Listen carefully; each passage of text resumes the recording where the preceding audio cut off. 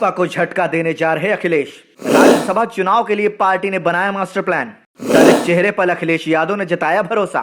जया बच्चन का राज्यसभा जाना तय। उत्तर प्रदेश में 10 राज्यसभा सीटों के निर्वाचन के लिए भारतीय जनता पार्टी द्वारा 7 सीटों पर नामों के ऐलान के बाद अब समाजवादी पार्टी भी अपने प्रत्याशियों का ऐलान कर सकती है। माना जा रहा है कि मौजूदा राज्यसभा सांसद जया बच्चन समाजवादी पार्टी के कोटे से एक बार फिर से राज्यसभा जा सकती हैं।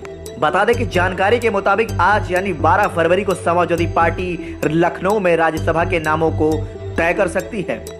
राज्यसभा सांसद जया बच्चन के अलावा दूसरा नाम रामजी लाल सुमन पुराने समाजवादी नेता हैं और पार्टी के संस्थापक सदस्यों में हैं। बता दें कि रामजी लाल सुमन मुलायम सिंह यादव के साथ केंद्रीय मंत्रिमंडल में भी शामिल रह चुके हैं। भारतीय जनता पार्टी ने कोई दलित चेहरा राज्यसभा के लिए नहीं दिया है, लेकिन समाजवादी पार्टी अपने 3 चेहरों में एक दलित चेहरा देने जा रही है, जो रामजी लाल सुमन का हो सकता है। भाजपा घोषित कर चुकी है अपने उम्मीदवार। भारतीय जनता पार्टी ने राज्यसभा के लिए यूपी से 7 प्रत्याशी घोषित कर दिए हैं। सूची में फिलहाल कोई पैराशूट चेहरा नहीं दिया गया है। सभी के सभी उम्मीदवार यूपी से ही ताल्लुक रखते हैं। यूपी में जिन नामों को जगह दी गई है, उनमें 7 में से 6 नाम संगठन या सदन में पार्टी का प्रतिनिधित्व कर चुके हैं।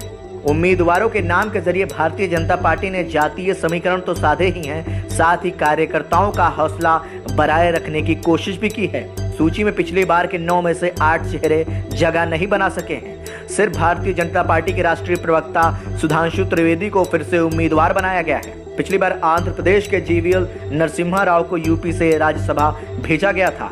बीजेपी ने इस बार पूर्वांचल से 4 प्रत्याशी, 2 पश्चिम से और 1 अवध क्षेत्र से बनाया है। इस बार सूची में जातीय समीकरण साधने के सबसे ज्यादा पिछड़ों को तरजीह दी गई है। इनमें 1 ब्राह्मण, 1 वैश्य, 1 क्षत्रिय के अलावा 4 पिछड़ों यानी 1 कुर्मी, 1 मौर्य, 1 जाट और 1 बिंद को जगह दी गई है। सूची में इस बार 2 ब्राह्मणों के मुकाबले सुधांशु त्रिवेदी को ही प्रत्याशी बनाया गया है, जबकि पिछली बार अशोक वाजपेयी को भी प्रत्याशी बनाया गया था।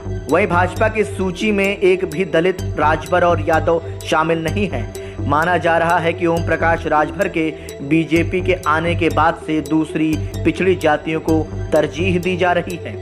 आइए एक नजर डालते हैं प्रत्याशियों पर। तेजवीर सिंह, मथुरा के 3 बार के सांसद और कोऑपरेटिव बैंक के चेयरमैन रह चुके तेजवीर सिंह जाट बिरादरी से आते हैं। वह मथुरा से टिकट चाह रहे थे, लेकिन इस बार उन्हें राज्यसभा का प्रत्याशी बनाया गया है। अमरपाल मौर्य, बीजेपी प्रदेश संगठन में 2 बार महामंत्री रह चुके अमरपाल मौर्य कभी मध्य प्रदेश की पूर्व सीएम उमा भारती के करीबी माने जाते थे। संघ की पृष्ठभूमि से आने वाले अमरपाल मौर्य डिप्टी सीएम केशव प्रसाद मौर्य के बेहद करीबी हैं। साल 2022 में उन्हें बीजेपी ने ऊंचा हार से टिकट दिया था, लेकिन वह वहां से हार गए। इस बार वो फिर से प्रदेश महामंत्री बनाए गए थे। बता दें कि अमरपाल मौर्य कई अभियानों के प्रभारी भी हैं। पिछड़े वर्ग से आने वाले अमरपाल मौर्य को इस बार राज्यसभा का प्रत्याशी बनाया गया है। नवीन जैन, बीजेपी के पूर्व सह कोषाध्यक्ष नवीन जैन आगरा के मेयर रह चुके हैं। इस बार सीट रिजर्व होने की वजह से उन्हें मेयर टिकट नहीं मिला था। बता दें कि आगरा एक्सप्रेसवे बनाने वाले और एक निर्माण कंपनी के अगुवा नवीन जैन पार्टी के पुराने कार्यकर्ता हैं। संगीता बलवंत बिंद अति पिछड़े वर्ग से आती, उन्हें भी राज्यसभा प्रत्याशी बनाया गया है। जम्मू कश्मीर के गवर्नर मनोज सिन्हा की करीबी माने जाने वाली संगीता 2017 में गाजीपुर सदर सीट से विधायक बनी, तो उन्हें सहकारिता राज्य मंत्री भी बनाया गया था, लेकिन इस बार वह चुनाव हार गई थी।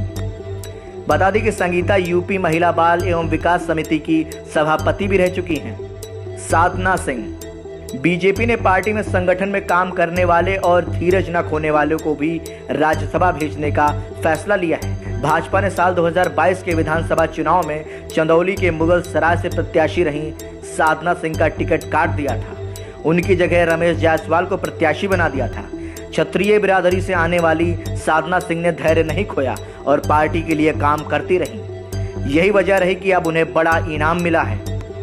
बता दें कि साधना सिंह ने अपनी राजनीति व्यापारी संगठनों के लिए काम करके शुरू की थी।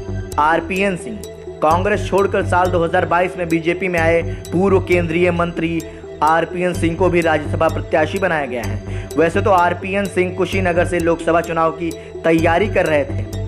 हालांकि बीजेपी ने कांग्रेस से आए आरपीएन सिंह को राज्यसभा भेजकर यह जताने की कोशिश की है कि वह अपना वादा जरूर पूरा करती है। अब माना जा रहा है कि कुशीनगर से पार्टी अपने ही किसी चेहरे को चुनाव लड़ा सकती है। क्या कहता है वोटों का गणित? बता दें कि यूपी में 2 अप्रैल 2024 को राज्यसभा के 10 सदस्यों का कार्यकाल समाप्त हो रहा है। इसमें से बीजेपी के 9 और सपा की 1 सांसद जया बच्चन शामिल हैं।